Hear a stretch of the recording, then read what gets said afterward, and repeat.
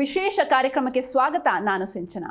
ಇನ್ನು ನಿನ್ನೆ ನಡೆದ ಪಂದ್ಯದಲ್ಲಿ ಗುಜರಾತ್ ಟೈಟನ್ಸ್ ಹಾಗೂ ಪಂಜಾಬ್ ಕಿಂಗ್ಸ್ ಮುಖಾಮುಖಿಯಾಗಿದ್ರು. ಈ ಪಂದ್ಯ ಹೇಗಿತ್ತು ಹಾಗೂ ಆ ಟೀಮ್ಗಳ ಪ್ಲಸ್ ಮತ್ತು ಮೈನಸಸ್ ಏನು ಎಲ್ಲ ಇವತ್ತು ಡಿಸ್ಕಸ್ ಮಾಡೋಣ. ಜೊತೆಗೆ ಇವತ್ತು ನಡೀತಾ ಇರುವಂತಹ ಮ್ಯಾಚಲ್ಲಿ ರಾಜಸ್ಥಾನ್ ರಾಯಲ್ಸ್ ಜೊತೆಗೆ ನಮ್ಮ ಕೋಲ್ಕತಾ ನೈಟ್ ರೈಡರ್ಸ್ ಮುಖಾಮುಖಿ ಆಗ್ತಾ ಇದ್ದಾರೆ. ಈ ಟೀಮ್ಗಳ ಬಗ್ಗೆ ಕೂಡ ಇವತ್ತಿನ ನಮ್ಮ ಪ್ರೋಗ್ರಾಮಲ್ಲಿ ಮಾತಾಡೋಣ. ಅದಕ್ಕಿಂತ ಮುಂಚೆ ನನ್ನ ಸ್ಟುಡಿಯೋಗೆ ಜಾಯ್ನ್ ಆಗಿರುವಂತಹ ಗೆಸ್ಟ್ಗಳನ್ನ ವೆಲ್ಕಮ್ ಮಾಡೋಣ. ಮೊದಲನೇದಾಗಿ ಕ್ರೀಡಾ ವಿಶ್ಲೇಷಕರಾಗಿರುವಂತಹ Mallikarjun Patil sir, welcome to the show. ಹಾಗೂ ಮಂಜುನಾಥ್ ಅವರು ಕೂಡ ನಮ್ಮನ್ನ ಜಾಯ್ನ್ ಆಗಿದ್ದಾರೆ. Welcome to the show. Yes. So ಇನ್ನು ನಿನ್ನೆ ನಡೆದ ಮ್ಯಾಚ್ ಬಗ್ಗೆ ಮಾತಾಡೋದಾದ್ರೆ, ಗಿಲ್ ಹಾಗೂ ಶ್ರೇಯಸ್ ಅಯ್ಯರ್ ಅವರ ಸಾರಥ್ಯದಲ್ಲಿ ಇದ್ದಂಥ ಎರಡು ಟೀಮ್ಗಳು ಹೇಗೆ ಆಡಿದ್ವು ಅಂತ ನೋಡೋದಾದ್ರೆ, ಒಂದು T20 ಅಂದರೆ ಹೆಂಗಾಗಿಬಿಟ್ಟಿದೆ ಅಂತಂದರೆ 200 ಮೇಲೆ ಹೊಡಿಲೇಬೇಕು. ನೋಡಿ, 220 240 ಹೊಡೆದ್ರು ಕೂಡ ಆ ಸ್ಕೋರ್ ಸೇಫ್ ಅಲ್ಲ ಅಂತ ಅಂದರೆ, ಇನ್ನು T20 ಹೆಂಗೆ ಬಂತು ಅಂದರೆ, ಯಾರು ಕ್ರೀಸ್ಗೆ ಹೋಗಿ ವಿಕೆಟ್ನ ತಲೆ ಕೆಡಿಸ್ಕೊಳ್ಳದೆ ಹೊಡೆದು ಚಚ್ಚಿ ಬಿಸಾಕ್ತಾರೋ ಅವ್ರಿಗೆ ಮ್ಯಾಚ್ ಅನ್ನೋದು ಗೊತ್ತಾಯಿತು. ನಿನ್ನೆ ಒಂದು ಮ್ಯಾಚ್ ನೋಡಿ, ಆ ಕೊನೆಯ ಹಂತದಲ್ಲೂ ಕೂಡ ಕೊನೆಯ ಒಂದು 2-3 ಓವರ್ ಆ ಮ್ಯಾಚನ್ನು ಚೇಂಜ್ ಮಾಡಿತ್ತು. ಆ ಮ್ಯಾಚನ್ನು ಚೇಂಜ್ ಮಾಡಿದ್ದು ನಮ್ಮ ಕನ್ನಡಿಗ ವೈಶಾಖ್. ಒಂದು ಲೆಕ್ಕಾಚಾರದಲ್ಲಿ ಈಸಿಯಾಗಿ ಗೆಲುವಿನ ಹಂತ GT ಕಡೆಗೆ ಹೋಗಿಬಿಟ್ಟಿತ್ತು. ನಾನು ಅನ್ಕೊಂಡೆ ಈಸಿಯಾಗಿ ಗೆಲ್ತಾರೆ, ಯಾಕಂದರೆ ಓವರಿಗೆ 10 ರನ್ ಬೇಕು. ಓವರಿಗೆ 15-14 ಹೊಡೆದವ್ರಿಗೆ ಇನ್ನೇನು 10 ರನ್ ಹೊಡೆಯೋದು ದೊಡ್ಡ ವಿಷಯನ ಅಂತ ಅಂದ್ಕೊಂಡಿದ್ದೆ. ಬಟ್ ಅತ್ಯದ್ಭುತವಾಗಿ ಆತನ ಬಾಲಿಂಗ್ ಇತ್ತಲ್ಲ, ಈ ಎಂಥ ಬ್ಯಾಟ್ಸ್ಮನ್ ಕೂಡ ಅದನ್ನು ಹೊಡೆಯೋದಕ್ಕೆ ಸಾಧ್ಯ ಇಲ್ಲ ಅಂತ ಅಂದ್ಕೊಂಡಿದ್ದೆ. ಪ್ರತಿಯೊಂದು ಬಾಲ್ ಕೊಡು ವೈಡ್ ಯಾರ್ಕರ್ ಚೇಂಜೇ ಮಾಡಲಿಲ್ಲ. ನಾನು ಅಂದ್ಕೊಂಡೆ ಓಕೆ, ಈಗ ವೈಡ್ ಯಾರ್ಕರ್ ಹಾಕಿದ್ದಾರೆ, ಒಂದು ಬೌನ್ಸ್ ಹಾಕ್ಬೋದು, ಒಂದು ಸ್ಟ್ರೇಟ್ ಹಾಕ್ಬೋದು, ಬಟ್ ಯಾವುದೂ ಕೂಡ ಲೆಂತ್ ಚೇಂಜ್ ಮಾಡಲೇ ಇಲ್ಲ. ಅದೇ ರೀತಿಯಾಗಿ ಬೌಲಿಂಗನ್ನು ಹಾಕಿದರು. ಪಂದ್ಯ ಮುಗಿದ ಮೇಲೂ ಕೂಡ ಅವ್ರನ್ನ ಮಾತನಾಡಿಸುವಂಥ ಪ್ರಯತ್ನ ಮಾಡಿದಾಗ ಅವರು ಹೇಳಿದ್ದು ಅಷ್ಟೇ, ಕೋಚ್ ಆಗಲಿ ಬೇರೆ ನನ್ನ ಸ್ಟಾಫ್ ಆಗಲಿ ಹೇಳಿದ್ದು ಒಂದೇ, ಯಾವ ಆಟಗಾರ ಎಲ್ಲಿ ವೀಕ್ ಇದ್ದಾರೋ ಅದನ್ನು ನೋಡಿಕೊಂಡು ನೀವು ಬೌಲಿಂಗ್ ಹಾಕಬೇಕು ಅಂತ ಅಂದಾಗ ಅಲ್ಲಿ ಅದನ್ನು ತುಂಬ ಚೆನ್ನಾಗಿ ಎಕ್ಸಿಕ್ಯೂಟ್ ಮಾಡಿದರು. ಬಟ್ಲರ್ಗೂ ಕೂಡ ಹೊಡೆಯೋದಕ್ಕೆ ಸಾಧ್ಯ ಆಗ್ತಾ ಇರಲಿಲ್ಲ. ಒಂದು ಲೆಕ್ಕಾಚಾರದಲ್ಲಿ ಕೈಯಲ್ಲಿದ್ದಂತಹ ಮ್ಯಾಚನ್ನು GT ಬಿಟ್ಕೊಡ್ತು ಅಂತ ಅನಿಸ್ತು. ಹಿಂದಿನ ಪಂದ್ಯದಲ್ಲೂ ಕೂಡ ಹಾಗೆ ಆಯಿತು. DC ಕೂಡ ಹಾಗೆ ವಿನ್ ಆಗಿತ್ತು, ಇಲ್ಲೂ ಕೂಡ ಹಾಗೆ ವಿನ್ ಆಯಿತು. ನನಗನ್ಸಿದ ಮಟ್ಟಿಗೆ T20 ಅನ್ನೋದು ಗೇಮ್ ಚೇಂಜ್ ಆಗಿಬಿಟ್ಟಿದೆ. ಈಗೆಲ್ಲ ಯಂಗ್ಸ್ಟರ್ಸ್ ಬಂದು ಇಡೀ ಗೇಮ್ನ ಚೇಂಜ್ ಮಾಡ್ತಾ ಇದ್ದಾರೆ. ನಿನ್ನೆ ಅರ್ಹ ಗೆಲುವು ಖಂಡಿತವಾಗ್ಲೂ ಪಂಜಾಬ್ಗೆ. ತುಂಬ ಚೆನ್ನಾಗಿ ಬ್ಯಾಟಿಂಗ್ ಅಂತೂ ಆಡಿದ್ರು. ಕೊನೆ ಹಂತದಲ್ಲಿ ಒಂದು ಸ್ವಲ್ಪ GT ಕೈ ಮಿಸ್ ಮಾಡಿತು. ಅವರ ಅಭಿಮಾನಿಗಳಿಗೆ ಸ್ವಲ್ಪ ನಿರಾಶೆ ಅಷ್ಟೇ. S sir. ಸೊ ಇನ್ನು ಮಂಜು ಅವರೇ, ನಿನ್ನೆ ಮ್ಯಾಚ್ ನೋಡಿದ ಮೇಲಂತೂ ನಮ್ಮ ಕನ್ನಡಿಗ ವೈಶಾಖ್ ವಿಜಯ್ ಕುಮಾರ್ ಅವ್ರ ಬಗ್ಗೆ ಮಾತಾಡಲೇಬೇಕು.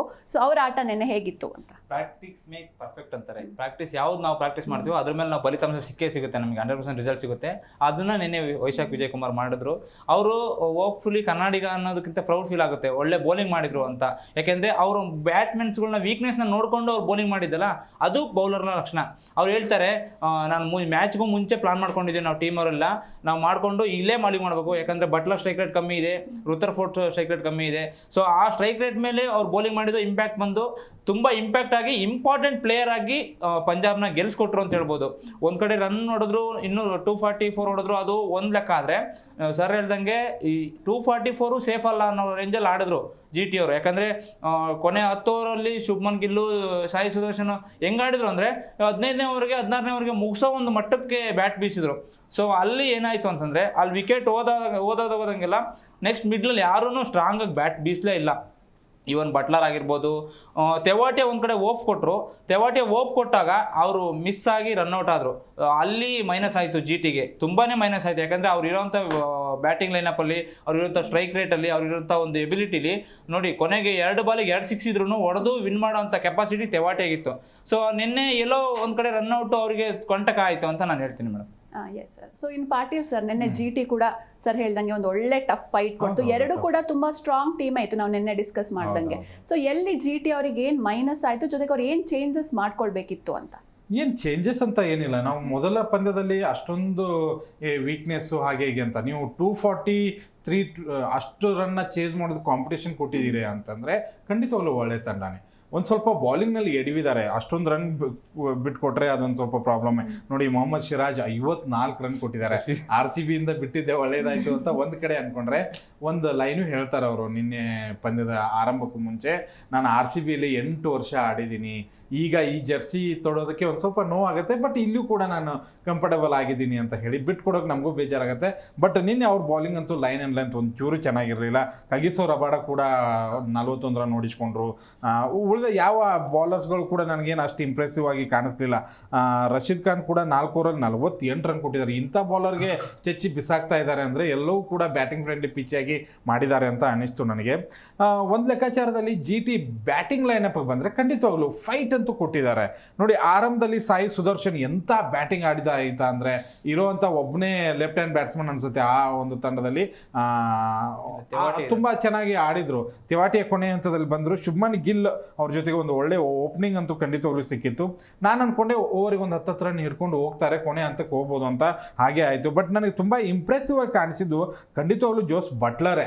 ಆ ತಂಡವನ್ನು ಗೆಲುವಿನ ಹಂತಕ್ಕೆ ತೆಗೆದುಕೊಳ್ಳುವಂಥ ಪ್ರಯತ್ನ ಖಂಡಿತವಾಗ್ಲೂ ಅವ್ರು ಮಾಡಿದರು. ಒಬ್ಬ ಅನುಭವಿ ಇದ್ದಾಗ ಇನ್ನೊಬ್ಬ ಯಂಗ್ಸ್ಟರ್ ಹೊಡಿಬಡಿ ಆಟವನ್ನು ಮಾಡಿ ಕೊನೆ ಹಂತಕ್ಕೆ ತೆಗೆದುಕೊಂಡು ಹೋಗಿದ್ರು. ಬಟ್ ಕೊನೆಯಲ್ಲಿ ನಮ್ಮ ಕನ್ನಡಿಗ ಮಾಡಿದಂತಹ ಆ ಒಂದು ಮ್ಯಾಜಿಕ್ ಸ್ಪೆಲ್ ಏನಿತ್ತಲ್ಲ ಅದು ತೆಗೆದುಕೊಂಡು ಬಂದದ್ದು. ಎರಡೂ ತಂಡಗಳು ಬಲಾಬಲವನ್ನು ನೋಡಿದರೆ ಖಂಡಿತವಾಗ್ಲೂ ನನಗೇನೋ 50-50 ಅಂತಲೇ ಕಾಣಿಸ್ತು. ಹೋರಾಟ ಮಾಡಿದ್ರು. ಎರಡೂ ತಂಡಗಳ ಗೆಲುವು ಅಂಚಿನಲ್ಲಿ ಹೆಂಗೆ ನಿಂತಿತ್ತು ಅಂದರೆ ಇವ್ರು ಗೆಲ್ತಾರ ಅವ್ರು ಗೆಲ್ತಾರ ಈ ರೀತಿಯಾದಂಥ ಪರಿಸ್ಥಿತಿ ಬಂದಿತ್ತು. ಇಂತಹ ಇದರಲ್ಲಿ ಪಂಜಾಬ್ ಅರ್ಹ ಗೆಲುವನ್ನೇ ಪಡೆದುಕೊಂಡಿದೆ ಅಂತ ನಾನು ಅನ್ಕೋತೀನಿ. ನೋಡಿ, ನೀವು 243 ಹೊಡೆದು ಸೋತ್ರೆ ಖಂಡಿತವಾಗ್ಲೂ ಭಾಳ ಬೇಜಾರಾಗುತ್ತೆ. ಅದರಲ್ಲೂ ಕೂಡ ಆ್ಯಸ್ ಅ ನಾಯಕನಾಗಿ ಶ್ರೇಯಸ್ ಅಯ್ಯರ್ ನೋಡಿ, ಕಳೆದ ಸೀಸನ್ನಲ್ಲಿ ಕೋಲ್ಕತ್ತಾ ತಂಡವನ್ನು ಅತ್ಯದ್ಭುತವಾಗಿ ಮುನ್ನಡೆಸಿದ್ರು, ಗೆಲುವಿನ ಹಂತಕ್ಕೆ ಕರ್ಕೊಂಡು ಹೋದ್ರು, ಕಪ್ಪೆತ್ತಿದ್ರು. ಅವ್ರನ್ನ ಬಿಟ್ಟಿದ್ದು ಅವ್ರಿಗೆಲ್ಲೋ ಒಂದು ಮೈನಸ್ ಆಗ್ಬೋದು. ಬಟ್ ನಾನು ಅಂದ್ಕೊಂಡಿದ್ದೆ ಅದನ್ನು ಹೇಗೆ ಇವರು ಪಂಜಾಬ್ ತಂದು ಹೇಗೆ ನಿಭಾಯಿಸ್ತಾರೆ ಅಂತ. ಯಾಕೆಂದರೆ ನಮಗೆ ನೋಡಿ, ಕಪ್ ಗೆಲ್ಲದೆ ಇರುವಂಥ 3 ತಂಡಗಳಲ್ಲಿ RCB ಒಂದಿದೆ, ಪಂಜಾಬ್ ಒಂದಿದೆ, ಡೈಲಿ ಒಂದಿದೆ, LSG ಕೂಡ ಇದೆ. ಬಟ್ ಅದು ಈಗೀಗ ಬಂದಿರೋದು. ಬಟ್ ಪಂಜಾಬ್, ಡೈಲಿ, RCBಗೆ ತುಂಬ ಇಂಪಾರ್ಟೆಂಟ್ ಸೀಸನ್. ಈ ಸೀಸನ್ಗೆ ಹೋಲಿಸ್ಕೊಂಡ್ರೆ ಪಂಜಾಬ್ ತುಂಬ ಸ್ಟ್ರಾಂಗಾಗಿ ಕಾಣಿಸ್ತಾ ಇದೆ ಬ್ಯಾಟಿಂಗ್ ಲೈನಪ್ಪಲ್ಲಿ. ನೋಡಿ ನೀವು, ಪ್ರಿಯಾಂಕ್ ಆರ್ಯ ಎಂಥ ಬ್ಯಾಟಿಂಗ್ ಆಡಿದ್ದಾರೆ. ನಾನು ಗೊತ್ತೇ ಇರಲಿಲ್ಲ ಇಂಥ ಯಂಗ್ಸ್ಟರ್ಸ್ ಎಲ್ಲ ಬರ್ತಾ ಇದ್ದಾರೆ. ನಿನ್ನೇನು ಕೂಡ ಅಶುತೋಷ್ ಅಂತ ಬ್ಯಾಟಿಂಗನ್ನು ಆಡಿದರು.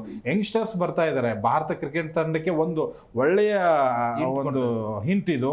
ಆಮೇಲೆ ಪ್ರಭಾನಿಮನ್ ಸಿಂಗ್ ಬೇಗನೆ ವಿಕೆಟ್ ಹೋದರು. ಕಳೆದ ಸೀಸನಲ್ಲಿ ಎಂಥ ಬ್ಯಾಟಿಂಗ್ ಆಡಿದರು. ಅವ್ರ ಹತ್ರನೂ ಕೂಡ ಒಳ್ಳೆ ಬ್ಯಾಟಿಂಗ್ ಲೈನಪ್ ಇದೆ.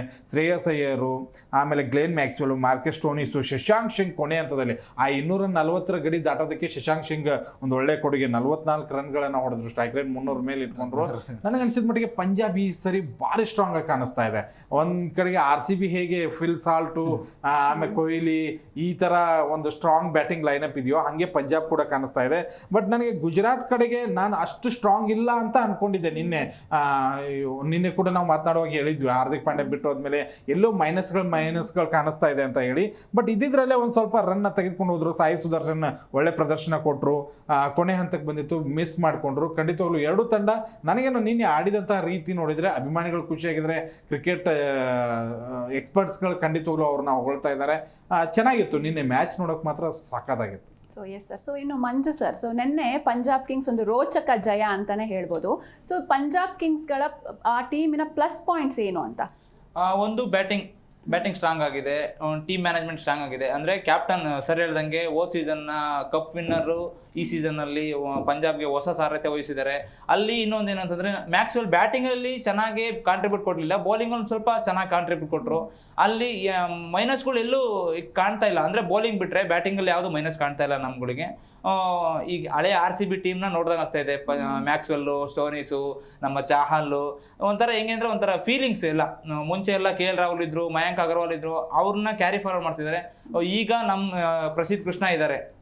ಟೋಟಲ್ ಆಗಿ ಹೇಳ್ಬೇಕು ಅಂತಂದರೆ ಬೌಲಿಂಗಲ್ಲಿ ಏನಾದರೂ ಒಂದು ಸ್ವಲ್ಪ ಕಮಾಲ್ ಮಾಡಿತು ಅಂದರೆ ಸರ್ ಹೇಳ್ದಂಗೆ ಈ ವರ್ಷ RCB, DC, ಪಂಜಾಬಲ್ಲಿ ಯಾರಾದರೂ ಒಬ್ರು ಕಪ್ ಗೆಲ್ಲೋದ್ರಲ್ಲಿ ಯಾವುದೇ ಒಂದು ಡೌಟ್ ಇಲ್ಲ. ಓಕೆ. ಸೊ ಇನ್ನು ಪಾಟೀಲ್ ಸರ್, ಇನ್ನು GT ಟೀಮಲ್ಲಿ ನಿಮ್ಮ ಫೇವ್ರೆಟ್ ಪ್ಲೇಯರ್ ಅಂತ ನೋಡೋದಾದ್ರೆ? ಸಾಯಿ ಸುದರ್ಶನ್. ನಿನ್ನೆ ಅವರು ಆಡಿದಂತಹ ರೀತಿ ಖಂಡಿತವಾಗ್ಲೂ ಇಂಪ್ರೆಸಿವ್ ಆಗಿತ್ತು. ನೋಡಿ, 243 ಅಂತ ಇಷ್ಟು ದೊಡ್ಡ ಸ್ಕೋರ್ ಇದ್ದಾಗ ಆರಂಭ ತುಂಬ ಚೆನ್ನಾಗಿ ಕೊಡಲೇಬೇಕಾಗತ್ತೆ. ನೀವು ಪವರ್ ಪ್ಲೇನಲ್ಲಿ ಹೇಗೆ ಹೊಡಿತೀರಾ ಅಥವಾ 10 ಓವರ್ಗಳಲ್ಲಿ ಎಷ್ಟು ಬಿಗ್ ಸ್ಕೋರ್ ಮಾಡ್ತೀರಾ ಅದು ಇಂಪಾರ್ಟೆಂಟ್ ಆಗಿತ್ತು. 10 ಓವರ್ಗಳಲ್ಲಿ ಅವರು 100ನ ರೀಚ್ ಮಾಡೋದಕ್ಕೆ ಪ್ರಯತ್ನ ಅಂತೂ ಖಂಡಿತವಾಗ್ಲೂ ಪಟ್ಟಿದ್ರು. ಅದು ಅವ್ರಿಗೆ ಪ್ಲಸ್ ಆಯಿತು.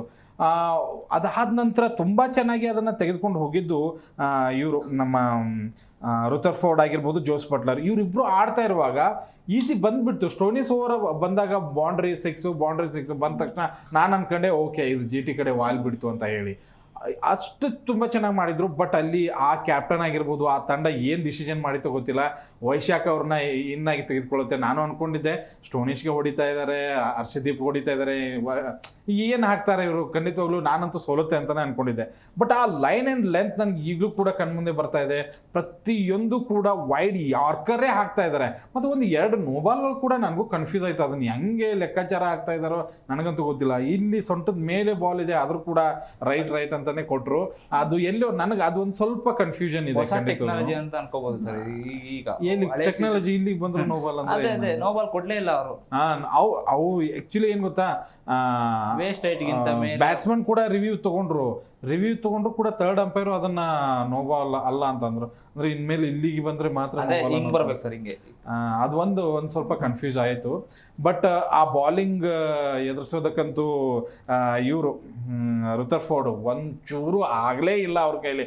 ಯಾಕಾದ್ರೂ ಈ ಅಪ್ಪ ಬಂದು ಬಾಲಿಂಗ್ ಮಾಡ್ತಾ ಇದ್ದಾನೋ ಅನ್ನೋ ಥರ ಫೀಲ್ ಆಯಿತು. ನೋಡಿ, ಸ್ಟೋನಿಸ್ ಅವರು ಓವರ್ನಲ್ಲಿ ಅಷ್ಟು ಬಿಗ್ ಹಿಟ್ಗಳನ್ನ ಹೊಡೆದ್ರು, ಯಾರ್ಕರ್ನ ಹೊಡೆದ್ರು, ಗುಡ್ ಲೆಂತಲ್ಲಿ ಹೊಡೆದ್ರು, ಬೌನ್ಸ್ ಬಾಲ್ ಹೊಡೆದ್ರು. ಬಟ್ ಇವ್ರು ಹಾಕಿದಂಥ ವೈಡ್ ಯಾರ್ಕರ್ ಇದೆಯಲ್ಲ ಅದನ್ನು ಹೊಡೆಯೋದಕ್ಕಾಗಲೇ ಇಲ್ಲ. ಮಂಜು ಹೇಳಿದರು ಅದನ್ನು ಮೊದಲೇ ಅವರು ರಿಸರ್ಚ್ ಮಾಡಿದರು. ಹಾಗಿದ್ರೆ ಬಟ್ಲರ್ ಯಾವ ಥರ ಬಾಲನ್ನು ಹಾಕಿದರೆ ಅವರು ಕಡಿಮೆ ರನ್ ಹೊಡೆದಿದ್ದಾರೆ, ಆಮೇಲೆ ರುತರ್ಫೋರ್ಡ್ ಎಲ್ಲಿ ವೀಕ್ನೆಸ್ ಇದೆ, ತಿವಾಟಿಯಾಗಿ ಎಲ್ಲಿ ವೀಕ್ನೆಸ್ ಇದೆ, ಇದನ್ನೆಲ್ಲ ಮೊದಲೇ ಒಂದು ಕ್ಯಾಲ್ಕುಲೇಷನ್ ಇರುತ್ತೆ. ಆ ಕ್ಯಾಲ್ಕುಲೇಷನ್ನ ಮಾಡಿ ವಿಜಯ್ ಕುಮಾರ್ ವೈಶಾಖ್ ತುಂಬ ಅದ್ಭುತವಾಗಿ ಬಾಲಿಂಗ್ನ ಹಾಕಿದ್ರು. ನೋಡಿ, ಈಗ ನಾವು ಅನ್ಕೋತೀವಿ ನಮ್ಮ ಕನ್ನಡಿಗ ಇದ್ದ, ನಮ್ಮಲ್ಲೇ ಇರಬಾರ್ದಾಗಿತ್ತ, ಹಾಗೆ ಹೀಗೆ ಅಂತ. ನಿನ್ನೆನೂ ಕೂಡ ತುಂಬ ಜನ ಅಂತ ಇದ್ದಾರೆ, ಅಶುತೋಷ್ ಶರ್ಮಾನ ಇವರು RCB ಅವ್ರು ತಗೋಬೇಕಾಗಿತ್ತು, ಹಾಗೆ ಹೀಗೆ ಟ್ರೋಲ್ಗಳನ್ನು ನೋಡಿದೆ ನಾನು. ಈಗ RCB ಇರೋ ಚೆನ್ನಾಗಿಲ್ವಾ? ನನಗೆ ಯಾಕೋ ಚೆನ್ನಾಗೇ ಇದೆ. ಯಾಕೆ ವೈಶಾಖ್ ವಿಜಯ್ ಕುಮಾರ್ ಅಲ್ಲಿ ಹೋಗಿ ಸಕ್ಸಸ್ಸೇ ಕಾಣಲಿ, ತುಂಬ ಒಳ್ಳೆ ಆಟಗಾರನಾಗೇ ಬೆಳೀಲಿ, ಆ ಬೆಂಗಳೂರು ತಂಡದಲ್ಲೇ ಇರಬೇಕು ಅನ್ನೋಂಥ ಆಸೆ ಖಂಡಿತವಾಗ್ಲೂ ಇದೆ, ಕನ್ನಡಿಗರು ಇರಬೇಕು ಅನ್ನೋದು. ಬಟ್ ಅಲ್ಲಿ ಬೆಳವಣಿಗೆ ಆದರೆ ನನಗೇನು ಬೇಜಾರಿಲ್ಲ, ಖಂಡಿತವಾಗ್ಲೂ ಖುಷಿ ಇದೆ. ಎಷ್ಟು ಹೊಗಳಿದ್ರೂ ಸಾಲೋದಿಲ್ಲ ವೈಶಾಖ್ನ, ಅಷ್ಟು ಚೆನ್ನಾಗಿ ಆಡಿದರು. ಬ್ಯಾಟಿಂಗ್ ತುಂಬ ಚೆನ್ನಾಗಾಯಿತು ನಿನ್ನೆ. ನನಗನ್ಸಿದ ಮಟ್ಟಿಗೆ ಓವರ್ ಆಲ್ ಎಂಟರ್ಟೈನ್ಮೆಂಟ್ ಒಂದು ಆಟ. IPL ಅಂದ ತಕ್ಷಣ ಜನ ನೋಡೋದೇನು, ಎಂಟರ್ಟೈನ್ಮೆಂಟ್ ಬೇಕು.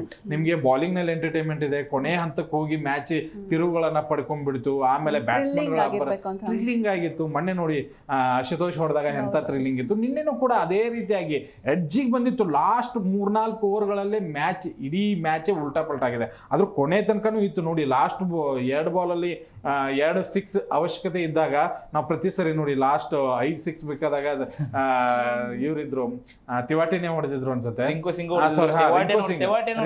ತಿವಾಟಿನೂ 2-3 ಸರಿ ಹೊಡೆದಿದ್ದಾರೆ. 2 ಬಾಲ್ ಪಂಜಾಬ್ ಬೌಲರ್ ಶರ್ದನ್ ಕಾಟ್ರಲ್ಗೆ 4 ಬಾಲ್ ಬ್ಯಾಕ್ ಟು ಬ್ಯಾಕ್ ಅವ್ರು ಲೆಫ್ಟ್ ಹ್ಯಾಂಡ್, ಇವರು ಲೆಫ್ಟ್ ಹ್ಯಾಂಡ್. ಹೆಂಗ್ ಹೊಡೆದಿದ್ರು ಅಂದ್ರೆ ಅವರು ಅವಾಗಲೇ ಗೊತ್ತಾಗಿತ್ತು ತೆವಾಟಿಯಾ ಅನ್ನೋ ವ್ಯಕ್ತಿ ಇದ್ದಾರೆ. ಆವಾಗ ಫೇಮಸ್ ಆದಂತ ವ್ಯಕ್ತಿ ಸರ್. ಈ ಕಳೆದ ಈ ಒಂದು 4 ಮ್ಯಾಚ್ಗಳು ನೋಡಿದಾಗ ಸ್ಟಾರ್ಟಿಂಗ್ ಬಹಳ ಲೋ ಆಗ್ತಿದೆ, DC-ದಾಗ್ಲಿ ಇನ್ನೊಂದು ಯಾವುದೋ ಒಂದಾಗ್ಲಿ, ಕೊನೆ ಎಂಡ್ ಮಾತ್ರ ಭಯಂಕರ ಕೊಡ್ತಿದ್ದಾರೆ. ನಿನ್ನೆ GTದು ತುಂಬಾ ಚೆನ್ನಾಗಿ ಕೊಟ್ಟರು. ಸ್ಟಾರ್ಟಿಂಗು ಪ್ರಾರಂಭ ಮಾತ್ರ ಅದ್ದೂರಿಯಾಗಿ ಕೊಟ್ಟರು, ಎಂಡ್ ಮಾತ್ರ ಅವ್ರಿಗೆ ಗೆಲುವು ಒಲಿಯೋಕ್ಕಾಗಲಿಲ್ಲ. ಯಾಕೆಂದ್ರೆ ಅವ್ರ ವ್ಯರ್ಥ ಆಟಗಳೆಲ್ಲ ಮೈನಸ್ ಆಗ್ಬಿಟ್ಟು. ಎಸ್. ಸೊ ಇನ್ನು ಮಂಜು ಅವರೇ, ನಿಮಗೆ ಪಂಜಾಬ್ ಕಿಂಗ್ಸ್ ಅಲ್ಲಿ ನಿಮ್ಮ ಫೇವ್ರೆಟ್ ಪ್ಲೇಯರ್ ಅಂತ ನೋಡೋದು? ನನ್ನ ಫೇವ್ರೆಟ್ ಪ್ಲೇಯರ್ ಅಂತ ಬಂದ್ರೆ ನನಗೆ 3 ಜನ ಇದ್ದಾರೆ. ಮ್ಯಾಕ್ಸಿ ಇದ್ದಾರೆ, ಚಾಹಲ್ ಇದ್ದಾರೆ, ಈಗ ವೈಶಾಖ್ ವಿಜಯ್ ಕುಮಾರ್ ಇದ್ದಾರೆ. ಸೊ ಎಲ್ಲೋ ಒಂದ್ ಕಡೆ RCB ಎಮೋಷನ್ನ ಅಲ್ಲಿ ಕ್ಯಾರಿ ಫಾರ್ವರ್ಡ್ ಮಾಡ್ತಿದ್ದಾರೆ. ಸೊ ಖುಷಿ ಆಗುತ್ತೆ. ಚಾಹಲ್ ಚೆನ್ನಾಗಿ ಬೌಲಿಂಗ್ ಮಾಡ್ತಾ ಇದ್ದಾರೆ, ಓಡಿಸ್ಕೊಂಡ್ರು. ಆದ್ರೂ ರಶೀದ್ ಖಾನೆ ಅಂತ ಇಂಟರ್ನ್ಯಾಷನಲ್ ಪ್ಲೇಯರೇ ಓಡಿಸ್ಕೊಂಡ ಮೇಲೆ ಇವ್ರದ್ದು ಯಾವ ಲೆಕ್ಕ? ಹೈಯೆಸ್ಟ್ ವಿಕೆಟ್ ಟೇಕರ್ ಗೊತ್ತಾ IPL ಅಲ್ಲಿ? ಚಾಹಲ್ ಹೈಯೆಸ್ಟ್ ವಿಕೆಟ್ ಟೇಕರ್ನೇ ಅಟ್ಯಾಕ್ ಮಾಡಿದ್ದಾರೆ ಅಂತಂದ್ರೆ. ಸೊ ಎಲ್ಲೋ ಒಂದ್ ಕಡೆ ತುಂಬ ಮ್ಯಾಚ್ಗಳು ನೋಡಿದ್ದು ವೈಶಾಖ್ ವಿಜಯ್ ಕುಮಾರ್ ತುಂಬ ಬ್ಯಾಟ್ಸ್ಮನ್ಸ್ಗಳು ಮ್ಯಾಚ್ ನೋಡಿದಾಗ ನಾನು ಇಲ್ಲಿ ಬೌಲಿಂಗ್ ಮಾಡಿದ್ರೆ ಹಿಂಗೆ ನಮಗೆ ಪಾಸ್ ಆಗುತ್ತೆ ಅನ್ನೋ ಒಂದು ಮೈಂಡ್ ಸೆಟ್ಟಲ್ಲಿ ಅವ್ರು ಪ್ಲಾನ್ ಮಾಡಿ ಬೌಲಿಂಗ್ ಮಾಡಿದ್ರಲ್ಲ. ಯಾರಿಗೂ ಇಲ್ಲದೆ ಇರೋ ಟೆಕ್ನಾಲಜಿ ಅವ್ರಿಗೆ ಬಂತಲ್ಲ. ಸೊ ಮ್ಯಾಚ್ ಗೆಲ್ಲೋದಕ್ಕೆ ಇನ್ನೇನು ಬೇಕು, ಹೆಸರು ಮಾಡೋದಕ್ಕೆ ಇನ್ನೇನು ಬೇಕು? ಸರ್ ಹೇಳಿದ್ರು ಅವ್ರು ತುಂಬ ಟ್ರೋಲ್ ಮಾಡ್ತಿದ್ದಾರೆ ವೈಶಾಖ್ ವಿಜಯ್ ಕುಮಾರ್, ಕನ್ನಡದವ್ರು ಇಲ್ಲ ಅಂತ. ಸೊ ನಮ್ಮಲ್ಲಿ ಕನ್ನಡದವ್ರು ನಮ್ಮ ಕನ್ನಡ ಟೀಮಲ್ಲಿ ಇದ್ದು ಸಕ್ಸಸ್ ಆಗೋದಕ್ಕೆ ಏನು ಬೇಕು? ಬೇರೆ ಟೀಮಲ್ಲಿ ಹೋಗಿ ಹೆಸರು ಮಾಡೋದ್ರಲ್ಲಿ ಯಾವುದೇ ತಪ್ಪಿಲ್ವಲ್ಲ. KL ರಾಹುಲ್ ನೋಡಿ, ಆಮೇಲೆ ಮಯಾಂಕ್ ಅಗರ್ವಾಲ್ ಇದ್ರು, ಕರಣ್ ನಾಯರ್ DC-ಲಿದ್ದಾರೆ, ಪ್ರಸಿದ್ಧ ಕೃಷ್ಣ ಪಂಜಾಬಲ್ಲಿದ್ದಾರೆ, ವೈಶಾಖ್ ವಿಜಯ್ ಕುಮಾರ್ ಪಂಜಾಬಲ್ಲಿದ್ದಾರೆ, ಪ್ರಸಿದ್ಧ ಕೃಷ್ಣ GT-ಲಿದ್ದಾರೆ. ತುಂಬ ಹೆಂಗಿದೆ ಅಂತಂದ್ರೆ ನಮ್ಮ ಕನ್ನಡದವ್ರು ಎಲ್ಲ ಕಡೆ ದೇಶದ ಎಲ್ಲ ನಾನಾ ಫ್ರಾಂಚೈಸಿಲಿ ಆಡ್ತಿದ್ದಾರೆ. ಖುಷಿ ವಿಚಾರ. ಅದು RCB-ಲೇ ಆಡ್ಬೇಕು ಅನ್ನೋದು ನಿಸ್ವಾರ್ಥ ಇರಬೇಕು ಎಲ್ಲ ಪ್ಲೇಯರ್ಗಳಿಗೂ. ಅದು ಎಲ್ಲರಿಗೂ ಬೆಳೆಸ್ಕೊಳ್ಳೋದು ಒಳ್ಳೇದು ಅಂತ ನಾನು ಹೇಳ್ತೀನಿ. ಬಟ್ ಈಗ ನೋಡಿ, ಇನ್ನು ಪಂಜಾಬಕ್ಕೆ ಇನ್ನೊಬ್ರು ಎಂಟ್ರಿ ಕೊಟ್ಟರು, ನಮ್ಮ ಮ್ಯಾಕ್ಸಿ. ಮ್ಯಾಕ್ಸಿ ಹೋದ್ರು ಅಲ್ಲಿ ಕೂಡ ಜೀರೋಗೆ ಔಟ್ ಆಗಿಬಿಟ್ರು. ನಿನ್ನೆ ಒಂದು ಜೀರೋದಲ್ಲೇ ಅಂದರೆ ಡಕ್ಔಟ್ ಆದವರಲ್ಲಿ ಅತಿ ಹೆಚ್ಚು ಬಾರಿ ಡಕ್ಔಟ್ ಆದವರಲ್ಲಿ ಈಗ ಮ್ಯಾಕ್ಸ್ವೆಲ್ ಮೊದಲ ಸ್ಥಾನವನ್ನು ಪಡೆದ್ರು. ಅಂದರೆ ಈ IPL ಆರಂಭ ಆದಾಗಿಂದನೂ ಅವ್ರನ್ನ ತೆಗೆದುಕೊಂಡಾಗಿಂದನೂ ಕೂಡ 19 ಸಾರಿ ಅವರು ಡಕ್ಕಿಗೆ ಔಟ್ ಆಗಿದ್ದಾರೆ. ಈ ಎಪ್ಪಂದು ಒಂದು ಕೆಟ್ಟ ಚಾಲಿ ಏನು ಗೊತ್ತಾ, ಪರಿಸ್ಥಿತಿನ ಅವಲೋಕನ ಮಾಡೋದೇ ಇಲ್ಲ. ಮೊದಲ ಬಾಲಲ್ಲೇ ದೊಡ್ಡ ಹಿಟ್ ಮಾಡಬೇಕು, ಬೌಂಡ್ರಿ ಬರಬೇಕು ಅಥವಾ 6 ಬೇಕು, ಅವಶ್ಯಕತೆ ಇದ್ದಾಗ ಬರಲಿ. ಈಗ ನೀವು ಒಂದು 10 ಬಾಲು 15 ಬಾಲಲ್ಲಿ 50 ರನ್ ಬೇಕು, 40 ರನ್ ಬೇಕು ಅಂತ ಅಂದಾಗ ಮಾಡಲಿ. ಈಗ ಒಂದು ವಿಕೆಟ್ ಹೋದಾಗ ಆ ಒಂದು ವಿಕೆಟ್ನ ಸಂಭಾಯಿಸ್ಕೊಂಡು ಇನ್ನೂ ಬಿಗ್ ಸ್ಕೋರ್ ಮಾಡುವಂಥ ಒಂದು ಚಾಕಚಕ್ಯತೆಯನ್ನು ಬೆಳೆಸ್ಕೊಳ್ಬೇಕು. ಅದನ್ನು ಬಿಟ್ಟು ಎರ್ರಾಬಿರಿ ನಾನು ಪ್ರತಿಯೊಂದು ಬಾಲ್ನ ಹೊಡೆಯೋದಕ್ಕೆ ಹೋಗ್ತೀನಿ ಅಂದರೆ ಖಂಡಿತವಾಗ್ಲೂ ಆಗಲ್ಲ. ಇದೇ ಕಾರಣಕ್ಕಾಗಿ RCB ಅವ್ರನ್ನ ಬಿಟ್ಟಿದ್ದು. ಅಂದರೆ ಈಗ ಸಾಲ್ಟ್ ಥರ, ವಿರಾಟ್ ಕೊಹ್ಲಿ ಥರ ಒಂದು ಭರವಸೆ ಇಲ್ಲ. ಓಕೆ, ಇಷ್ಟು ಸ್ಕೋರ್ ಇದೆಯಪ್ಪ, ಮ್ಯಾಕ್ಸ್ವೆಲ್ ಇದ್ದಾನೆ, ಇದನ್ನು ಖಂಡಿತವಾಗ್ಲೂ ಇದನ್ನು ಮಾಡ್ತಾನೆ. ಯಾಕಂದರೆ ನಾವು ABD ಮೇಲೆ ಆ ರೀತಿಯಾದಂಥ ಭರವಸೆ ಇಡ್ತಾ ಇದ್ವಿ. ಬಟ್ ಅದನ್ನು ಮ್ಯಾಕ್ಸಿ ಮೇಲೆ ತೋರಿಸೋದಕ್ಕೆ ಆಗಲೇ ಇಲ್ಲ. ಒಂದೊಂದು ಸರಿ ಬೇಗನೆ ವಿಕೆಟ್ ಒಪ್ಪಿಸ್ತಾರೆ, ಇನ್ನೊಂದು ಸರಿ ಆಡಿದರೆ ಧೂಮ್ ದಾಲ್ ಅವರೇ ಬೆಸ್ಟ್ ಅನ್ನೋ ಥರ ಬ್ಯಾಟಿಂಗನ್ನು ಮಾಡ್ತಾರೆ. ನೀವು 10 ಪಂದ್ಯದಲ್ಲಿ 2 ಪಂದ್ಯವನ್ನು ಗೆಲ್ಲಿಸ್ಕೊಟ್ಟು ಇನ್ನು 8 ಪಂದ್ಯವನ್ನು ಸೋಲಿಸಿದ್ರೆ ಖಂಡಿತವಾಗ್ಲೂ ಅದು ಲಾಭ ಅಲ್ಲ. 10 ಪಂದ್ಯದಲ್ಲಿ 2 ಪಂದ್ಯ ಗೆಲ್ಲಿಸ್ಕೊಡಿ, ಇನ್ನು 8 ಪಂದ್ಯದಲ್ಲಿ ನಿಮ್ಮ ಕಾಂಟ್ರಿಬ್ಯೂಷನ್ ಇರಲಿ. 1 ಪಂದ್ಯ 2 ಪಂದ್ಯ ವೈಫಲ್ಯ ಹೊಂದಿದ್ರೆ ಖಂಡಿತವಾಗ್ಲೂ ಒಳ್ಳೆಯದು. ಬಟ್ ಇದೇ ಥರ ಮ್ಯಾಕ್ಸ್ವೆಲ್ ಇಲ್ಲಿ ಪಂಜಾಬ್ಗೆ ಹೋದರೆ ಏನಾಗುತ್ತೋ ಗೊತ್ತಿಲ್ಲ. ಪಂಜಾಬ್ನಿಂದನೇ ನಮ್ಮ RCBಗೆ ಬಂದಿದ್ದು. ಪಂಜಾಬ್ ಹೋದ ತಕ್ಷಣ ಆ ಆಟಗಾರ ಆಡೋದೇ ಇಲ್ಲ, ಯಾಕೆ ಅನ್ನೋದು ಗೊತ್ತಿಲ್ಲ. ಈ ಸರಿನೂ ಹಂಗೆ ಆಗತ್ತೇನೋ ಅಂತ ಅನಿಸುತ್ತೆ. 3 ಜನ ಹೋದ್ರು ಸರ್ ಹೊರಗೆ. ಅಂದರೆ ಇಬ್ರು ವೆಲ್ಜಾಕು ಒಳ್ಳೆ ಹೆಸರು ಮಾಡಿ, ವಿಲ್ ಜಾಕ್ಸ್ ಒಳ್ಳೆ ಅವ್ರು ಆಡ್ತಾರೆ ಬಿಡಿ. ಯಾಕೆಂದ್ರೆ ಮುಂಬೈಯಲ್ಲಿ ತೊಗೊಂಡಿದ್ದಾರೆ. ವಿಲ್ ಜಾಕ್ಸ್ ಬಗ್ಗೆ ನನಗೇನು ಪ್ರಾಬ್ಲಮ್ ಇಲ್ಲ. ಬಟ್ ಮ್ಯಾಕ್ಸಿ ಅಷ್ಟು ನನಗೆ ಇಂಪ್ರೆಸಿವ್ ಇಲ್ಲ. ಹೊಡೆದ್ರೆ 200 ಗೊತ್ತಿದೆಯಲ್ಲ, ವರ್ಲ್ಡ್ ಕಪ್ಪಲ್ಲಿ ಅಫ್ಘಾನಿಸ್ತಾನ ಜೊತೆ ಹೆಂಗೆ ಹೊಡೆದ್ರು, ಒಬ್ಬರೇ ನಿಂತ್ಕೊಂಡು ಗೆಲ್ಲಿಸ್ಬಿಟ್ರು. ಈಗ IPL ಅಂತ ಬಂದಾಗ, ಬೇರೆ ವರ್ಲ್ಡ್ ಕಪ್ ಅಂತ ಬಂದಾಗ, ಅಥವಾ ಯಾವುದೋ ಸೀರೀಸ್ ಅಂತ ಬಂದಾಗ ಆಡ್ತಾರೆ, 1 ಮ್ಯಾಚ್ ಆಡ್ತಾರೆ, 10 ಮ್ಯಾಚ್ ಫೇಲ್ ಆಗ್ತಾರೆ. ಅದೇ ಆತನ ದೊಡ್ಡ ವೀಕ್ನೆಸ್ ಅಂತ. ಎಸ್. ಸೊ ಇನ್ನು ನಮ್ಮ ಗಿಲ್ ಹಾಗೂ ಅಯ್ಯರ್ ಅವರ ಸಾರಥ್ಯ, ಸೊ ಚಾಂಪಿಯನ್ಸ್ ಟ್ರೋಫಿಯಲ್ಲಿ ಇವರ ಒಂದು ಪೋಷನ್ ಏನು ತುಂಬ ಇಂಪಾರ್ಟೆಂಟ್ ಆಗಿತ್ತು, ತುಂಬ ಮಹತ್ವವಾಗಿ ಅವರು ಆಡಿದ್ರು ಕೂಡ. ಸೊ ಅವರ ಸಾರಥ್ಯ, ಅವರ ಕ್ಯಾಪ್ಟನ್ಸಿ ಹೇಗಿತ್ತು ಸರ್? ಇಲ್ಲ, ಇಬ್ಬರು ಕ್ಯಾಪ್ಟನ್ಸಿನೂ ಕೂಡ ನನಗೇನು ತುಂಬ ಇಷ್ಟ ಆಯಿತು ನಿನ್ನೆ. ಏನು ಬ್ಯಾಡ್ ಫೀಲ್ಡಿಂಗ್ ನಿಲ್ಲಿಸಿದ್ರು ಅಥವಾ ಇಂಥ ಮೂಮೆಂಟಲ್ಲಿ ಇವರು ತಪ್ಪು ಮಾಡಿದ್ರು ಅಂತ ನನಗೆ ಎಲ್ಲೂ ಅನ್ನಿಸ್ಲಿಲ್ಲ. ಶ್ರೇಯಸ್ ಅಯ್ಯರ್ದಂತೂ ಖಂಡಿತವಾಗ್ಲೂ ಇಂಪ್ರೆಸಿವ್ ಆಗಿತ್ತು. ಬಟ್ ಅವರೇ 1-2 ಕ್ಯಾಚನ್ನು ಮಿಸ್ ಮಾಡಿದ್ರು, 1 ರನ್ಔಟ್ನ ಮಿಸ್ ಮಾಡಿದ್ರು. ಅದೊಂದು ಸ್ವಲ್ಪ ಬೇಜಾರನ್ನ ಬಿಟ್ಟರೆ ಬ್ಯಾಟಿಂಗ್ನಲ್ಲಿ ನೋಡಿಕು ಇಬ್ಬರು ಕೂಡ ಕಾಂಟ್ರಿಬ್ಯೂಷನ್ ಕೊಟ್ಟರು. ಕ್ಯಾಪ್ಟನ್ಸಿ ಅಂತ ಬಂದರೆ ತುಂಬ ಚೆನ್ನಾಗಿ ಮಾಡಿದರು. ಯಾವ ಬಾಲರ್ನ ಯಾವಾಗ ಇಳಿಸ್ಬೇಕು ಅನ್ನೋದು ತುಂಬ ಐಡಿಯಾ ಅಂತೂ ಖಂಡಿತವಾಗ್ಲೂ ಇತ್ತು. ನೋಡಿ, ವೈಶಾಖ್ನ ಆ್ಯಸ್ ಅ ಇಂಪ್ಯಾಕ್ಟ್ ಪ್ಲೇಯರ್, ಈಗ ಎಲ್ಲ ಮ್ಯಾಚ್ಗಳು ಹೇಗೆ ಅಂತಂದರೆ ಇಂಪ್ಯಾಕ್ಟ್ ಅಂದರೆ ಒಬ್ಬ ಬ್ಯಾಟ್ಸ್ಮನ್ನ ಎಕ್ಸ್ಟ್ರಾ ಇಟ್ಕೊಳ್ಳೋದಂತೂ ಈಗ ಸ್ಟಾರ್ಟ್ ಆಗಿಬಿಟ್ಟಿದೆ. ಬಟ್ ಅಲ್ಲಿ ವೈಶಾಖ್ನ ತೆಗೆದುಕೊಂಡು ಬಂದಂಥದ್ದು, ಆತನ ಒಂದು ಕೌಶಲ್ಯವನ್ನು ಗುರುತಿಸಿದ್ದು ಖಂಡಿತವಾಗ್ಲೂ ಕ್ಯಾಪ್ಟನ್ಗೆ ಅಲ್ಲಿ ಒಂದು ಕ್ಲಾಪ್ಸ್ನ ಖಂಡಿತವಾಗ್ಲೂ ಕೊಡಲೇಬೇಕು. Shreyas Iyer as a captain ಆಗಿ ಸಕ್ಸಸ್ ಹೊಂದರು. ಗಿಲ್ ಕೂಡ ಏನು ವೈಫಲ್ಯ ಅಂತ ಅನಿಸ್ಲಿಲ್ಲ ನನಗೆ ನಿನ್ನೆ. ಅವರ ಒಂದು ಫೀಲ್ಡಿಂಗ್ ಸ್ಟಾರ್ಟ್ ನಾನು ನೋಡ್ತಾ ಇದ್ದೆ. ಕೊನೆ ಹಂತದಲ್ಲೂ ಕೂಡ ಅಟ್ಯಾಕಿಂಗ್ ಫೀಲ್ಡಿಂಗ್ ನಿಲ್ಲಿಸ್ತಾ ಇದ್ರು, ಒಳ್ಳೆ ಬಾಲಿಂಗಿಗೆ ಬಾಲ್ ಕೊಡ್ತಾಯಿದ್ರು. ಕೆಲವೊಂದು ಸರಿ ಏನಾಗುತ್ತೆ ಗೊತ್ತಾ, ಈಗಿನ ಪಿಚ್ಗಳೆಲ್ಲ ಒಂಥರ ರೋಡ್ ಥರ ಮಾಡಿಬಿಟ್ಟಾಗ ಈ ರಶೀದ್ ಖಾನ್ಗೆ, ಚಹಲ್ ಅಂತವ್ರಿಗೆ, ಮಿಚೆಲ್ ಸ್ಟಾರ್ಕ್ಸನ್ ಅಂತವ್ರಿಗೆ, ಇಂಥ ನೋಡಿ ಮೊನ್ನೆ ಜೋಫ್ರಾ ಆರ್ಚರ್ ಅಂತವ್ರಿಗೆ, ಇಂಥ ಬೌಲರ್ಗಳಿಗೂ ನೀವು 70-80 ರನ್ಸ್ ಹೊಡಿತಾ ಇದ್ದೀರಿ ಅಂತಂದರೆ ಅವೆಲ್ಲ ಬ್ಯಾಟಿಂಗ್ ಫ್ರೆಂಡ್ಲಿ ಪಿಚ್ ಮಾಡಿಬಿಟ್ಟಿದ್ದಾರೆ. ಏನೂ ಮಾಡೋಕ್ಕಾಗಲ್ಲ. ಬಾಲರ್ಗಳು ಚೆನ್ನೈಲಿ ಹೋದಾಗ ಒಂದು ಸ್ವಲ್ಪ ಮಿಂಚಬೇಕು, ಬೇರೆ ಕಡೆ ಎಲ್ಲವೂ ಕೂಡ ಬ್ಯಾಟಿಂಗ್ ಫ್ರೆಂಡ್ಲಿ ಪಿಚ್ ಇದೆ. ಎಸ್. ಸೊ ಇನ್ನು ಮಂಜು ಸರ್, ನೀವು ಹೇಳಿ, ಕ್ಯಾಪ್ಟನ್ಸಿ ಹೇಗಿತ್ತು ಇವ್ರದ್ದು? ನನಗೇನೋ ಫ್ಯೂಚರ್ ಇಂಡಿಯನ್ ಕ್ಯಾಪ್ಟನ್ಗಳು ಕಾಣ್ತಾ ಇದ್ದಾರೆ ನನಗೆ. ಆಲ್ರೆಡಿ ಶುಭ್ಮನ್ ಗಿಲ್ ಆಲ್ರೆಡಿ ಸಾರಥ್ಯ ವಹಿಸಿ ತುಂಬ ಸಕ್ಸಸ್ ಆಗಿದ್ದಾರೆ. ಸೊ ಶ್ರೇಯಸ್ ಅಯ್ಯರ್ ಅದೇ ಸಾಲಲ್ಲಿದ್ದಾರೆ. ನಾನು ಮುಂಚೆ ಎಲ್ಲ ಯೋಚನೆ ಮಾಡ್ತಿದ್ದೆ, ನಾನು ಒಂದು 10 ವರ್ಷದ ಇಂಚೆ ಯೋಚನೆ ಮಾಡ್ತಾಯಿದ್ದೆ ಅವರು ಎಂಟ್ರಿ ಕೊಟ್ಟಾಗ. ಇವರು ಶ್ರೇಯಸ್ ಅಯ್ಯರ್ ಇಂಡಿಯನ್ಗೆ ಒಳ್ಳೆ ಕ್ಯಾಪ್ಟನ್, ಕೊಹ್ಲಿ ಬಿಟ್ಟರೆ ನೆಕ್ಸ್ಟ್ ನನಗೆ ಬೆಸ್ಟ್ ಕ್ಯಾಪ್ಟನ್ ಅಂತ ಬರೋದು ನನಗೆ ಶ್ರೇಯಸ್ ಅಯ್ಯರ್ ಅಂದ್ಕೊಂಡಿದ್ದೆ ಆವಾಗ. ಸೊ ಈಗ ಅದನ್ನು ಸ್ವಲ್ಪ ರೂಢಿ ಮಾಡ್ಕೊಳ್ತಾ ಇದ್ದಾರೆ, ಒಳ್ಳೆ ಕ್ಯಾಪ್ಟನ್ ಅಂತಲೂ ಅನಿಸ್ಕೊತಾ ಇದ್ದಾರೆ. ಈಗ ನೆಕ್ಸ್ಟ್ KKRಲ್ಲೂ ಚೆನ್ನಾಗಿ ಆಡಿ ಕಪ್ ಕೇಳಿಸ್ಕೊಟ್ರು. ಈಗೂ ನನಗೇನೋ ಹೋಪ್ಫುಲಿ ಪಂಜಾಬ್, RCB ಇಲ್ಲ ಪಂಜಾಬ್ ಗೆಲ್ಲುತ್ತೆ ಈ ವರ್ಷ. ಅಂದರೆ ನನ್ನ ಫಸ್ಟ್ ಪ್ರಿಫರೆನ್ಸ್ RCBನೇ ಇರೋದು. ಆದ್ರೂ ಪಂಜಾಬ್ ಬರಲಿ ಅನ್ನೋದೊಂದು ನೆಕ್ಸ್ಟ್ RCB ಇಲ್ಲ ಅಂದರೆ ಹೆಂಗೆ ಅಂತಂದರೆ, ಈಗ ಇಬ್ಬರಿಗೂ ಹೆಂಗೆ ಅಂತಂದ್ರೆ 50-50 ಸರ್ ಹೇಳ್ದಂಗೆ. ಇಬ್ರದ್ದು ಚೆನ್ನಾಗಿತ್ತು, ಇಬ್ರದ್ದು ಕಾಂಟ್ರಿಬ್ಯೂಷನ್ ಚೆನ್ನಾಗಿತ್ತು, ಇಬ್ರು ಬ್ಯಾಟಿಂಗ್ ಚೆನ್ನಾಗಿತ್ತು, ಇಬ್ರದ್ದು ಫೀಲ್ಡಿಂಗ್ ಅಟ್ಯಾಕ್ ಚೆನ್ನಾಗಿತ್ತು, ಬೌಲಿಂಗ್ ಯಾರ್ಯಾರು ನಡೆಸ್ಬೇಕು ಅದು ಚೆನ್ನಾಗಿತ್ತು. ಟೋಟಲ್ ಆಗಿ ಕ್ಯಾಪ್ಟನ್ಸ್ಗಳ್ದು ಯಾವುದೇ ಒಂದು ಕುಂದುಕೊರತೆ ಇಲ್ಲ. ಮಿಕ್ಕಿದವ್ರನ್ನ ಸಾಥ್ ಕೊಡ್ಬೇಕಷ್ಟೇ, ಅದನ್ನ ಬೆಳೆಸ್ಕೋಬೇಕು ಮಿಕ್ಕಿದ ಪ್ಲೇಯರ್ಗಳು ಅಂತ ಹೇಳ್ತೀನಿ. ಎಸ್, ಸೊ ಇದಿಷ್ಟು ನಿನ್ನೆ ನಡೆದಿರುವಂತಹ ಮ್ಯಾಚ್ ಬಗ್ಗೆ ಆಯಿತು. ಇನ್ನು ಇವತ್ತು ರಾಜಸ್ಥಾನ್ ರಾಯಲ್ಸ್ ಹಾಗೆ ಕೋಲ್ಕತ್ತಾ ನೈಟ್ ರೈಡರ್ಸ್ ಮುಖಾಮುಖಿ ಆಗ್ತಾ ಇದ್ದಾರೆ. ಮೊದಲ ಗೆಲುವಿನ ಕನ್ವರ್ಕೆಯಲ್ಲಿ ಇದ್ದಾರೆ ಅಂತಾನೆ ಹೇಳ್ಬೋದು. ಸೊ ಈ ಮ್ಯಾಚ್ ಬಗ್ಗೆ ಪಾಟೀಲ್ ಸರ್ ಏನು ಹೇಳ್ತೀರಾ? ಒಂದು ಎರಡು ತಂಡಕ್ಕೂ ಕೂಡ ಗೆಲುವು ತುಂಬಾ ಇಂಪಾರ್ಟೆಂಟ್. ನೋಡಿ, ಆರಂಭ ಚೆನ್ನಾಗಿ ಇಬ್ಬರದು ಆಗಿಲ್ಲ. ಆರ್ ಕೂಡ ಸೋತರು, ಆಮೇಲೆ KKRನವರು ಕೂಡ ಸೋತಿದ್ದಾರೆ. KKR ಎಲ್ಲರಿಗೂ ಗೊತ್ತಿದೆ, RCB ಜೊತೆಗೆ ಹೀನಾಯಾದಂಥ ಸೋಲನ್ನು ಅನುಭವಿಸಿದ್ರು. ಎರಡು ತಂಡಗಳು ಕೂಡ ತುಂಬ ಚೆನ್ನಾಗಿ ಫೈಟ್ ಅಂತೂ ಕೊಟ್ಟಿತ್ತು. RR ಏನು SRJ ಜೊತೆ ಅಷ್ಟೊಂದು ಹೋದರೂ ಕೂಡ ಇವರು 200+ ಹೊಡೆದಿದ್ರು. ಅದ್ರ ಜೊತೆ KKR ತುಂಬ ಚೆನ್ನಾಗಿ ಬ್ಯಾಟಿಂಗ್ ಆಡಿದ್ರು, ಬಟ್ ಕೊನೆ ಹಂತದಲ್ಲಿ ಮಿಸ್ ಆಗಿ 250 ಹೋಗೋದನ್ನು 274ಗೆ ಕಟ್ಟಿ ಹಾಕಿದ್ರು ನಮ್ಮ RCB ಅವರು. ಒಳ್ಳೆ ಪ್ಲೇಯರ್ಸ್ ಇದ್ದಾರೆ ಖಂಡಿತವಾಗ್ಲು. ಸುನಿಲ್ ನಾರಾಯಣ್ ಅಂತವರು, ಚಕ್ರವರ್ತಿ ಅಂತವರು, ರಸಲ್ ಅಂತವರು, ರಿಂಕು ಸಿಂಗ್ ಅಂತವರು ಒಂದು ತಂಡದಲ್ಲಿದ್ದಾಗ ಇವರೆಲ್ಲ T20 ಸ್ಪೆಷಲಿಸ್ಟ್. ಇವರು ಈ ಅಂತ ಆಟಗಾರಿದ್ದಾಗ KKR ಯಾವಾಗಲೂ ತುಂಬ ಸ್ಟ್ರಾಂಗ್ ಆಗಿ ನಮಗೆ ಕಾಣಿಸುತ್ತೆ.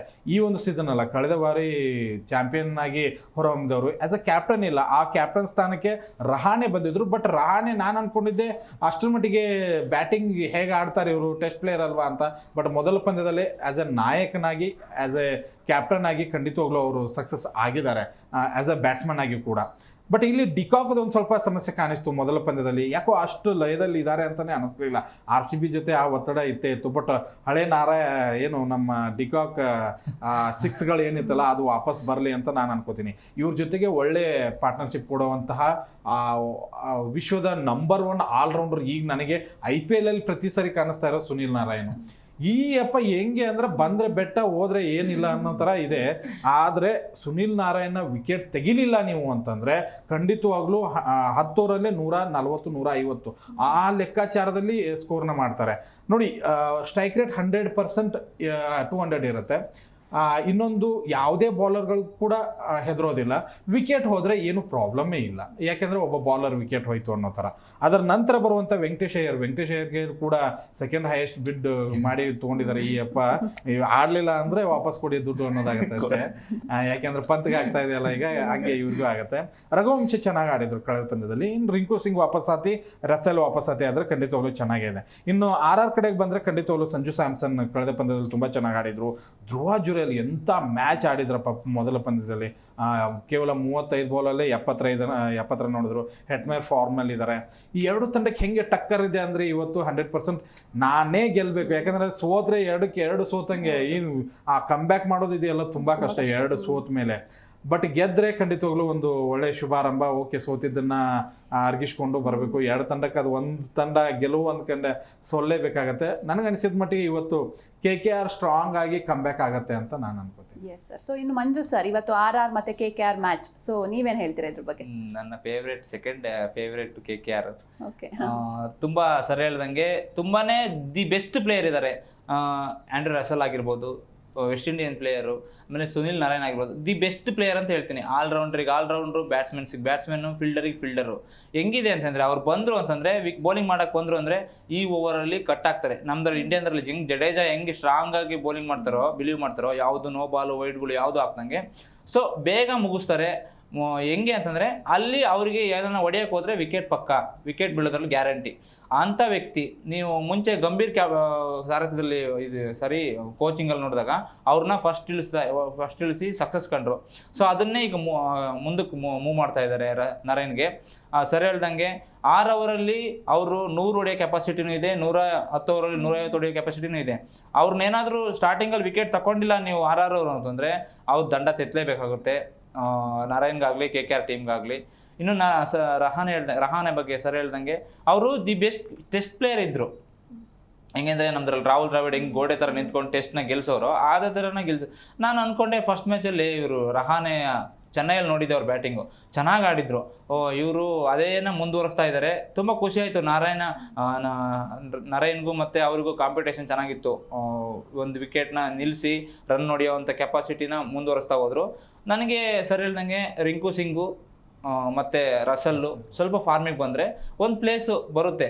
ಯಾಕಂದರೆ ಇವತ್ತು KKR ಫೇವ್ರೇಟ್ ತಂಡ ಇವತ್ತು ಗೆಲ್ಲೋದ್ರಲ್ಲಿ. ಯಾಕೆಂದರೆ ಇಲ್ಲಿ ಮೈನಸ್ ನೋಡಿದ್ದೀವಿ ಎಲ್ಲಿ RRಲ್ಲಿ ಬೌಲಿಂಗಲ್ಲಿ ಯಾರು ಜೋಫ್ರಾ ಆರ್ಚರ್ ಚೆನ್ನಾಗಿ ಓಡಿಸ್ಕೊಂಡ್ರು. ಯಾರೂ ಅಷ್ಟು ಇಂಪ್ಯಾಕ್ಟಾಗಿ ಬೌಲಿಂಗ್ ಮಾಡಲಿಲ್ಲ RR ಕಡೆ. ಈ ಕಡೆನೂ ಬೌಲಿಂಗ್ ಮಾಡಿದ್ರು. ವರುಣ್ ಚಕ್ರ ನಮ್ಮ RCB ಪರವಾಗಿ ಆಪೋಸಿಟಾಗಿ ಬೌಲಿಂಗ್ ಮಾಡಿದ್ರು. ಯಾರೂ ಅಷ್ಟೊಂದು ಇಂಪ್ಯಾಕ್ಟಾಗಿ ಮಾಡಲಿಲ್ಲ. ನಾರಾಯಣ್ ಬಿಟ್ಟರೆ. ಬೆಟರ್ ಆಗಿದೆ. RRಗೂ KKRಗೂ ಹೋಲಿಸ್ಕೊಂಡ್ರೆ KKR ಬೆಟರ್ ಆಗಿದೆ. ಎಸ್, ಸೊ ಇನ್ನು ಪಾಟೀಲ್ ಸರ್ ಇವತ್ತಿನ ಮ್ಯಾಚ್ ಪ್ರಿಡಿಕ್ಷನ್. ಖಂಡಿತವಾಗ್ಲು ಗುವಾಹಟಿ ಅಂತ ಬಂದರೆ ಖಂಡಿತವಾಗ್ಲು RRನವ್ರು ತುಂಬ ಸ್ಟ್ರಾಂಗ್ ಆಗಿ ಕಂಬ್ಯಾಕ್ ಮಾಡ್ತಾರೆ. ಯಾಕಂದರೆ ಆರಂಭದಲ್ಲಿ ಅವರು ತವರು ನೆಲದಲ್ಲಿ ಅವರು ಬಿಟ್ಟು ಕೊಟ್ಟಿದ್ದೇ ಇಲ್ಲ. ಅವರು ತವರು ನೆಲದಲ್ಲಿ ತುಂಬ ಮ್ಯಾಚ್ಗಳನ್ನು 70-80% ಮ್ಯಾಚ್ಗಳನ್ನು ವಿನ್ನಿಂಗ್ ಚಾನ್ಸಸ್ ಅವರು ಇದ್ದಾರೆ. ಬಟ್ KKRಗೆ ಹೋಲಿಸ್ಕೊಂಡ್ರೆ RR ಎಲ್ಲೂ ನನಗೆ ವೀಕ್ ಅಂತಲೇ ಕಾಣಿಸುತ್ತೆ. KKR ಬ್ಯಾಟಿಂಗ್ನಲ್ಲಿ ತುಂಬ ಸ್ಟ್ರಾಂಗ್ ಆಗಿದೆ ಮತ್ತು ಬಾಲಿಂಗ್ ನಮಗೆ ಇವತ್ತು ಅಂಡ್ರೆಸ್ಟ್ ನಾರ್ಚೆ ವಾಪಸ್ ಆಗುವಂಥ ಸಾಧ್ಯತೆ ಇದೆ. ಅವ್ರು ಏನಾದರೂ ಬಂದರೆ ಜಾನ್ಸನ್ ಕೂತ್ಕೋತಾರೆ, ಹರ್ಷಿತ್ ರಾಣಾ, ಚಕ್ರವರ್ತಿ, ವೈಭವ್ ಅವರ ರಸೆಲ್ ಇದ್ದಾರೆ. ನನಗನ್ಸಿದ ಮಟ್ಟಿಗೆ KKR ತುಂಬ ಸ್ಟ್ರಾಂಗ್ ಆಗಿ ಕಾಣಿಸ್ತಾ ಇರೋದ್ರಿಂದ KKR ಇವತ್ತು ವಿನ್ ಆಗ್ಬಹುದು. ಸರ್ ಪಾಟೀಲ್ ಸರ್, ನನಗೆ ಒಂದು ಡೌಟ್ ಇದೆ.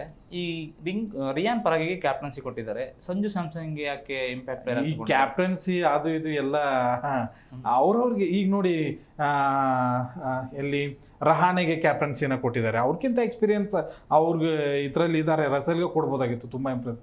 ಅಲ್ಲಿ ಒಂದು ಚರ್ಚೆಗಳಿರ್ತವೆ, ಅವ್ರದ್ದೇ ಒಂದಂಥ ನಿರ್ಧಾರಗಳಿರ್ತವೆ. ಕೊಡಲಿ ಯಂಗ್ಸ್ಟರ್ಸ್ಗಳಿಗೆ ಅವಕಾಶ. ಇವರು ಏನು ಕಡಿಮೆ ಏನು ಆಡಿಲ್ಲ, ತುಂಬ ಮ್ಯಾಚಸ್ ಒಂದು 4-5 ಸೀಸನ್ನಿಂದ ಚೆನ್ನಾಗಿ ಆಡ್ತಾ ಇದ್ದಾರೆ. ನನಗನ್ಸಿದ ಮಟ್ಟಿಗೆ ಏನು ಪ್ರಾಬ್ಲಮ್ ಇಲ್ಲ.